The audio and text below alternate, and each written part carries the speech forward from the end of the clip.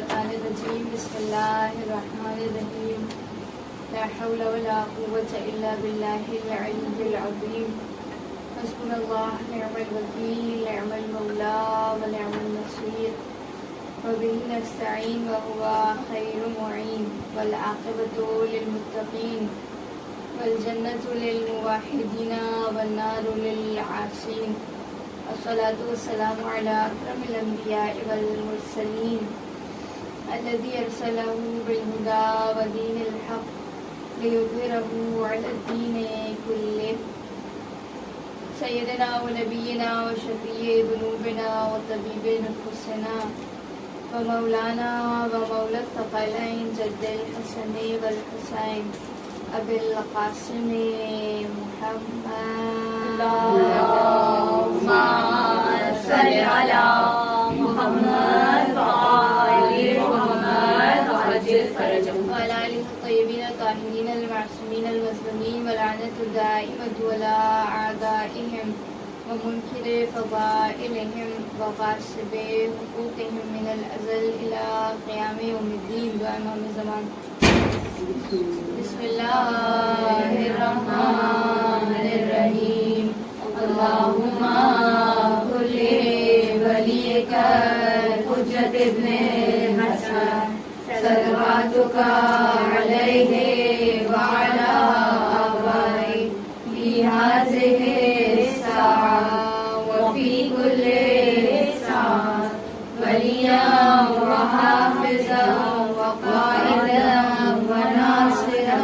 ودليلا وعينا حتى تسكنه أرزك ترى وتمتعه فيها طويلا اللهم صل على محمد وآل محمد برائے سلامتی امام زمانہ بلندر صلوات اللهم صل على اما بعد فقد قال اللہ تبارک و تعالی فی کتابہ المجید بسم اللہ الرحمن الرحیم قل لا اسألکم علیہ اجرا الا المودۃ فی القربى صلوات اللہم صل علی محمد وآل محمد.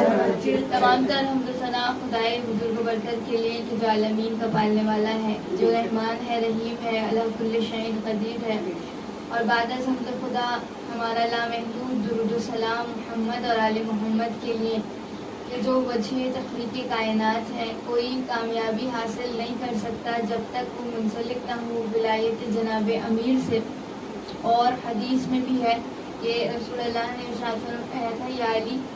اگر کوئی 1000 برس کی عمر پائے، روزے رکھتا رہے، جہاد کرتا رہے، صفا اور مروہ کے درمیان سعی کرتا ہوا مر جائے، لیکن اے علی اگر آپ کی محبت اس کے دل میں نہیں ہے تو جنت دور کی بات ہے، لم یشم رائحۃ الجنہ، وہ جنت کی خوشبو سے بھی محروم. لہذا ہم تو اس خدا کے لیے اور شکر گزاری کہ اس نے بن مانگے ہمیں یہ دولت، محبت اور مودت کی عطا کی کہ ہم اس فرش ادا تک آ گئے اور مولا ابا عبداللہ کا ذکر سننے اور سنانے والوں میں اس نے ہمیں قرار دیا. اور آپ کے سامنے ہم نے گفتگو کو پیش کیا کہ امام حسین علیہ السلام کی ذات کو، یہ ہم جانتے ہیں کہ تمام انبیاء کی محنتوں کا جو صلہ عطا کر رہے ہیں جناب حسین ابن علی ایک لا کی صورت میں، جو آپ نے فرمایا مثلی لا یباع مثلا، مجھ جیسا اس جیسے کی بیعت نہیں کر سکتا. 1,24,000 انبیاء کا مقصد بعثت لیے حسین ابن علی کربلا میں گئے ہیں. اور شاعر کہتا ہے کہ قطرۂ دل میں لیے ایک سمندر تھے حسین، قطرۂ دل میں لیے ایک سمندر تھے حسین، ذات واحد میں سمیٹے ہوئے لشکر تھے حسین، دین آداب رفاقت کے پیمبر تھے حسین، جان دینے کو جب آئے تو 72 تھے حسین. سر فرشتوں کے یہاں آج بھی کم ہوتے ہیں، ایسے انسان رسولوں میں بھی کم ہوتے ہیں. اور نازش نوع بشر فخر ابو جد تھے حسین، مفرد و مستند و اشرف و امجد تھے حسین. سجدہ کرتا تھا جدھر کعبہ وہ معبد تھے حسین، نقطۂ پختگی فکر محمد تھے حسین، یہ نہ ہوتے تو یقین سید گما ہو جاتا، آخری شعلہ پیغام دھواں ہو جاتا۔ لہٰذا رسول اللہ نے فرمایا حسین و منی و انا من الحسین، حسین مجھ سے ہے اور میں حسین سے ہوں۔ اور ہم نے آپ کی خدمت میں پیش کیا قرآن میں جا بجا محمد اور آل محمد کے فضائل، مولا ابا عبداللہ کے فضائل، اور خود ہم نے کل جس سورہ کا آغاز کیا وہ سورہ فجر ہے، جو پورا سورہ آپ کے نام سے، یہ کسی عالم کا جملہ نہیں ہے، مجتہد کا جملہ نہیں ہے، بلکہ چھٹے امام فرماتے ہیں، صادق آل محمد امام جعفر صادق علیہ السلام۔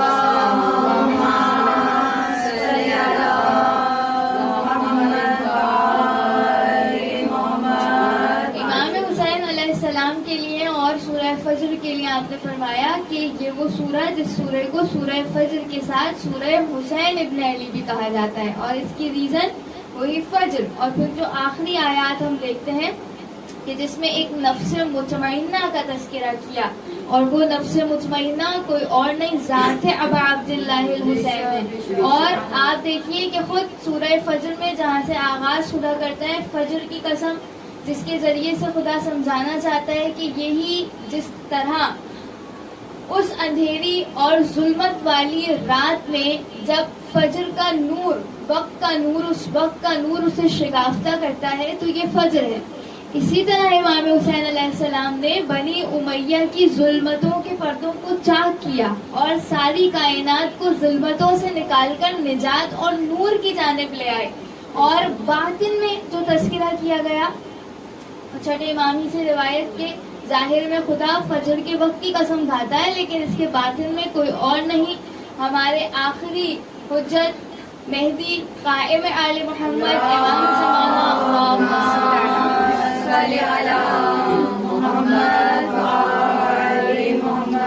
امام زمانہ کی ذات ہے۔ فجر سے مراد ہے کہ جب آئیں گے آپ ظلم کو اس انداز سے کہ عدل و انصاف کو بدل جائے، تقسیم کر دیں گے اور بدل دیں گے، اور اسی لیے آپ یہ دیکھیے کہ یہاں پہ خود سورہ فجر میں امام حسین کا تذکرہ بھی ہے اور ساتھ میں زمانے کے امام کا تذکرہ بھی ہے، یعنی جس سے ہمیں یہ بھی سمجھ میں آتا ہے کہ حسینیت اور مہدویت میں کتنا زیادہ گہرا کنیکشن ہے، اور جہاں بجا ہمیں اس کی مثالیں ملتی ہیں کہ آپ دعائے ندبہ پڑھیے تو اس میں خود امام حسین علیہ السلام کا تذکرہ ہے۔ ہم کیسے یاد کرتے ہیں؟ این الطالب بدم المقتول بکربلا، کہاں ہے وہ مولا جو خون امام حسین کا انتقام لینے والے ہیں۔ اسی طرح 15 نیمہ شعبان کو تاکید ہے کہ انسان زیارت ابا عبداللہ کرے اور زیارت ابا عبداللہ پڑھے، تو جہاں امام زمانہ کا تذکرہ آپ کو ملے گا وہاں مولا حسین کا تذکرہ ملے گا، جہاں مولا حسین کا تذکرہ ملے گا وہاں زمانے کے امام کا تذکرہ ملے گا، اس لیے کہ انسان دیکھ لے اور جان لے کہ یہ حسینیت اور مہدویت کا ایک بہت بڑا گہرا آپس میں تعلق ہے کہ جو امام حسین علی علیہ السلام ابن علی علیہ السلام نے کس انداز سے کربلا کے میدان میں قربانیوں کو پیش کیا، آپ کے انصار اور اعوان جس انداز سے آپ کے لیے جان فدا کر رہے تھے اور قربان کر رہے تھے۔ کوئی چھوٹا بچہ ہی کہتا تھا امیری حسین و نعم الامیر، امیر میرا کوئی اور نہیں سوائے حسین ابن علی کے۔ اور خود کربلا سے پہلے آپ چلے جائیے تو کیسے سفیران حسین تھے کہ دربار میں حاکم شام کے اور حاکم وقت کی آنکھوں میں آنکھیں ڈال کے کہتے تھے کہ میرا کوئی امیر نہیں سوائے حسین ابن علی کے علاوہ، جناب مسلم ابن عقیل۔ کوئی کہتا تھا کہ اگر مجھے 70 برس کی زندگی مل جائے اور 70 بار مجھے قتل کیا جائے پھر زندہ کیا جائے، مجھے جلا کر راکھ کر دیا جائے، جانا فدائے یا حسین ابن علی، میری جان آپ پر فدا ہو جائے۔ لہٰذا جو کردار اصحاب حسینی کا ہمیں نظر آتا ہے اس کے لیے زمینہ سازی بڑی امپورٹنٹ ہے اور اہم ہے، اس جذبے کو لیتے ہوئے۔ اور آئیے ایک قدم آج اور مزید آگے بڑھیں کہ پروردگار عالم نے جب قسم کھائی سورہ فجر میں، فجر کے وقت کی 10 راتوں کی قسم، اور پھر فرمایا اس رات کی قسم کہ جو آگے کی جانب بڑھتی ہے اور نور کی جانب جاتی ہے، جس سے مراد ختمی مرتبت کی ذات، یعنی باطن میں 14 معصومین کا تذکرہ اللہ فرما رہا ہے، اور پھر فرمایا کہ ان قسموں کو کھانے کے بعد جو خدا ارشاد فرماتا ہے آگے کہ یہ قسمیں اس لیے کھائی گئیں، یہ قسمیں صرف اس لیے ہیں تاکہ صاحبان عقل ان قسموں کے ذریعے سے سمجھ لیں۔ اس کے بعد یہ تھوڑا سا ہمیں فیوچر دکھایا گیا، ہمارا مستقبل آنے والا کیا ہے، ظاہر زمانے کے امام ہے، اور پھر آگے خداوند عالم نے تھوڑی سی پاسٹ کی بات کی ہے، گزشتہ زمانے کی۔ اور وہ کون سا زمانہ ہے؟ خدا آگے کی آیات میں قوم عاد کا ذکر کرتا ہے، ارم کا ذکر کرتا ہے، اور ذات العماد کا تذکرہ کرتا ہے، جس میں خدا سمجھانا چاہتا ہے تین چیزیں ہیں۔ ایک قوم عاد کی جس کے لیے خداوند عالم نے حضرت ہود علیہ السلام کو نازل کیا تھا۔ ارم ذات العماد، ان کے پاس ایک ایسا شہر تھا حسین و جمیل کہ جو بڑے بڑے ستون جس پر لگائے گئے تھے۔ آج بھی آپ کسی جگہ جائیے اور آپ کو کوئی بڑی سی بلڈنگ نظر آ جائے جس کے بہت بڑے بڑے ستون ہو، تو اس زمانے میں، گزشتہ زمانے میں قوم عاد کہ جنہوں نے ایک ایسا شہر بنایا تھا جس کے ستون اتنے حسین اور بلند تھے کہ ہر کوئی وہاں حیرت سے ان ستونوں کو دیکھتا تھا، جس شہر پر وہ بہت زیادہ پراؤڈ کرتے تھے اور فخر کرتے تھے۔ اور پھر بعض علماء لکھتے ہیں اسے اپنی کتابوں میں کہ یہ جو قوم عاد تھی، کیونکہ ان کا جد جو تھا عاد تھا اور اس کے دو بیٹے، پھر شداد اور شدید کا تذکرہ کیا گیا۔ شدید جو ہے وہ مر چکا تھا، اور شداد جس کے پاس شدید کی بھی ساری دولت آ گئی، اور پھر اس نے ظلم و ستم کرنا شروع کیا، اور پھر تعریف کے الفاظ کہ جب اس نے ظلم کیا اور اس انداز سے فرعون کی جگہ اپنے آپ کو سمجھنے لگا اور خدا کو قبول نہیں کرتا تھا، تو پھر روایات کے الفاظ جب حضرت ہود علیہ السلام کہتے تھے کہ تم خدا کو تسلیم کرو، اسے وحدہ لا شریک مانو، تو اس موقع پر روایات کہتی ہے وہ انکار کرتا تھا۔ تو سوال کرتا تھا ہوگا کیا، تو وہ یہی کہتے تھے حضرت ہود کہ خدا تمہیں بہشت میں جگہ عطا کرے گا۔ اور جب شداد یہ کہتا تھا کہ بہشت کیسی ہوگی، حضرت ہود اس کے سامنے ساری بہشت کی خصوصیات کو رکھتے تھے، اور پھر شداد کفر اور فخر سے یہ کہتا تھا جیسی تم نے تعریفیں بیان کی ایسی بہشت تو میں خود بھی بنا سکتا ہوں۔ اور تعریف کہتی ہے کہ اس نے ایک بہشت کو اور جنت کو بنانا شروع کیا، اور اس انداز سے بنایا، دنیا بھر میں خطوط کو بھیج دیا کہ اتنا پیسہ اور اتنا مال اور اتنے زیورات اور اتنے جواہرات کو دو تاکہ ہم ایک بہت بڑی سی بہشت بنانے لگے جس کی خصوصیات حضرت ہود بیان کرتے ہیں۔ اور پھر تعمیر شروع ہوئی اور برسوں لگے اس تعمیر میں، اور جب وہ وقت آیا کہ جب شداد کو بلایا گیا، آئیے وہ بہشت جس کا آپ نے حکم دیا تھا وہ تعمیر ہو رہی ہے، آپ اس کا افتتاح کیجئے، تو پھر آپ جانتے ہیں کیا ہوا، ایک قدم اس کا زمین پر تھا، ایک زین پر تھا کہ روح پرواز ہوئی۔ اور یہاں وہ روایت کہ ختمی مرتبت حضرت محمد مصطفیٰ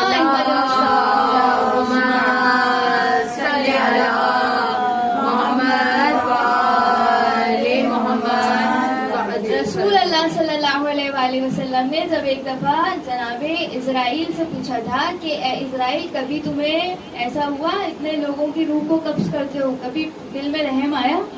تو جناب اسرائیل کہتے ہیں ہاں ایک موقع تھا۔ کون سا موقع تھا؟ وہ موقع وہ تھا کہ خدا نے مجھے حکم دیا تھا کہ میں اس مقام پر جاؤں جہاں سمندر کی موجیں ہیں، اور ان موجوں میں کشتی الٹ چکی تھی، کشتی جا رہی تھی، کشتی الٹ گئی تھی سمندر کی موجوں میں، اور وہاں ایک عورت جو حاملہ تھی، اور جب ساحل کے کنارے وہ آئی اور وہ موقع آیا کہ جب اس کے ہاں ایک بچے کی ولادت ہوئی، تو خدا کا حکم آیا اس ماں کی روح کو قبض کر لو۔ تو حضرت اسرائیل کہتے ہیں مجھے بڑا رحم آیا اس موقع پر، اور میرے دل کو تکلیف ہوئی اور میرا دل رنجیدہ ہوا کہ ابھی ابھی نو مولود بچہ اس دنیا میں آیا ہے اور خدا کا حکم ہے کہ میں اس کی ماں کی روح کو قبض کر لوں۔ تو کہتے ہیں حضرت اسرائیل کہ مجھے اس موقع پر بہت رحم آیا۔ دوسرا موقع وہ تھا کہ جب شداد اپنی بہشت کو بنا چکا تھا، اور پھر جب بنانے کے بعد خدا نے حکم دیا کہ جب یہ افتتاح کرنے لگے تو اس کی روح کو پرواز کر لو، ابھی اس کا ایک پیر زمین پر اور دوسرا زین پر تھا کہ روح پرواز ہوئی،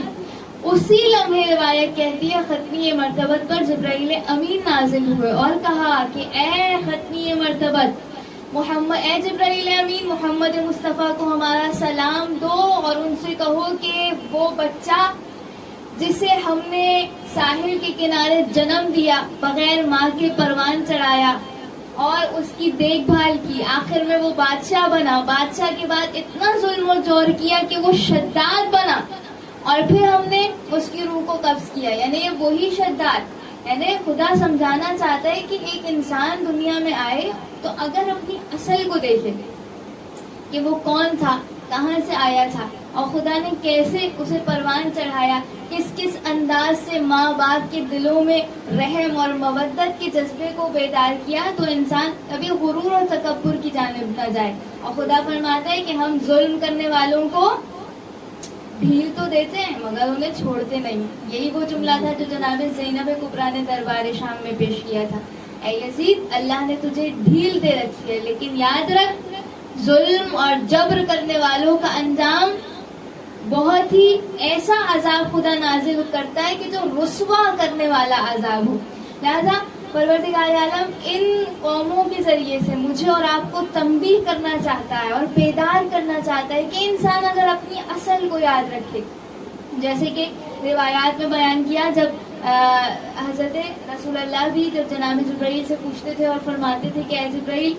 کوئی نصیحت ہو تو آپ مجھے کیجیے، اور جبرائیل کہاں سے کریں گے سوائے یہ کہ خدا نے ان پر کوئی وحی نازل کی ہو۔ تو تین جملے جو انسان اپنی زندگی میں لے آئے، ایک برزخی ٹرائنگل ہے، کہا کہ اے محمد صلی اللہ علیہ وآلہ وسلم، خدا یہ فرماتا ہے عش ما شئتا، آپ کو جیسے اپنی زندگی گزارنی ہے گزاری، عش ما شئتا، عشق کا مطلب وہی ہے جیسے اپنی لائف کو گزارنا ہے گزارو، اچھے کام کرنے اچھے کام کرو، برے کام کرنے برے کام کرو، عش ما شئتا، جو کرنا چاہتے ہو کرو، جیسا لائف اسٹائل کرنا چاہتے ہو کرو، لیکن یاد رکھو فَإِنَّكَ مَيِّتٌ، ایک دن آئے گا تمہاری روح پرواز ہو جائے گی۔ اور پھر دوسرا جملہ، پہلا جملہ عش ما شئتا فَإِنَّكَ مَيِّتٌ، تمہیں اس دنیا سے جانا ہے، اور پھر فرمایا کہ کیا کرو، احبب ما شئتا، جس سے چاہتے ہو محبت کرو۔ دنیا میں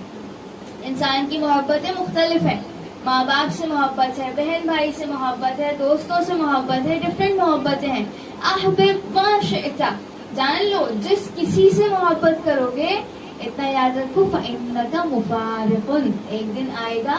وہ تمہیں داغ فراقت دے گا، اور ہمارا یعنی اسے تم سے جدا ہونا ہے۔ اور انسان دیکھتا ہے کہ ہر محبت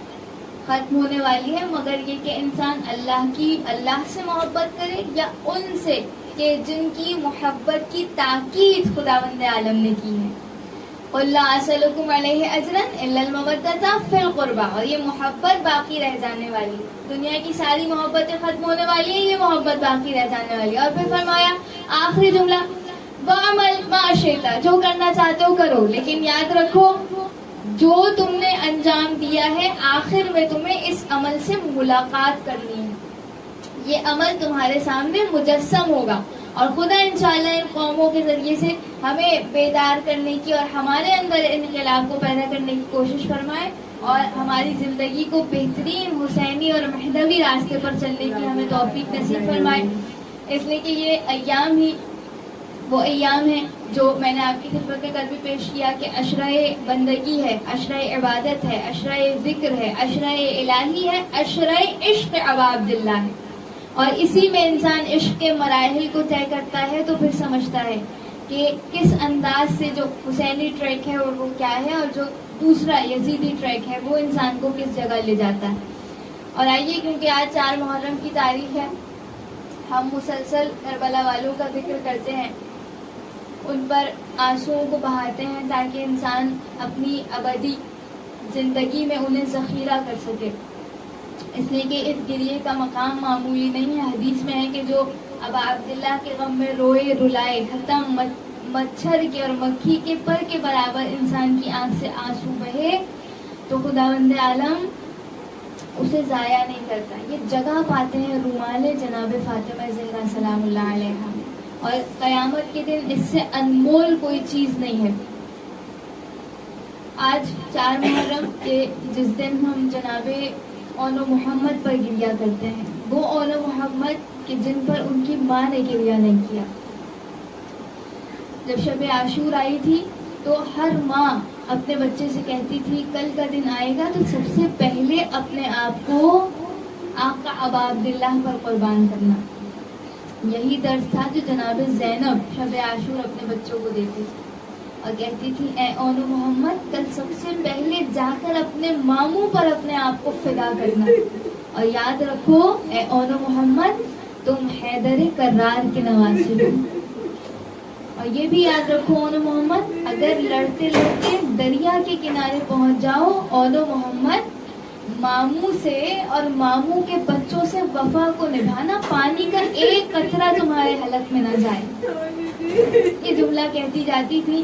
اور صبح عاشور نمودار ہوئی، ہر ایک اپنی آپ کو نثار کرنا چاہتا تھا، اور بی بی بار بار اون محمد سے کہتی تھی اون محمد تم ابھی تک زندہ ہو، تمہارے لاشیں خیموں میں نہ آئے۔ اون محمد جملہ کہتے تھے اے مادر گرامی بار بار ماموں جان کے پاس جاتے ہیں، ماموں جملہ کہتے اون محمد تم میری بہن کی نشانی ہو، کیسے مقتل میں جانے دو۔ عزادارو بس ایک وقت آیا، حسین نے اون محمد کو اجازت دی تمام مسائل کو چھوڑتے ہوئے۔ اون محمد اتنے چھوٹے تھے کہ خود سے گھوڑے پر سوار نہ ہو سکے، ایک کو حسین نے سوار کیا، ایک کو عباس نے سوار کیا، یہاں تک کہ دونوں بچے میدان کارزار میں پہنچے اور وہ جہاد کیا کہ الحفیظ و علما کی صدائیں بلند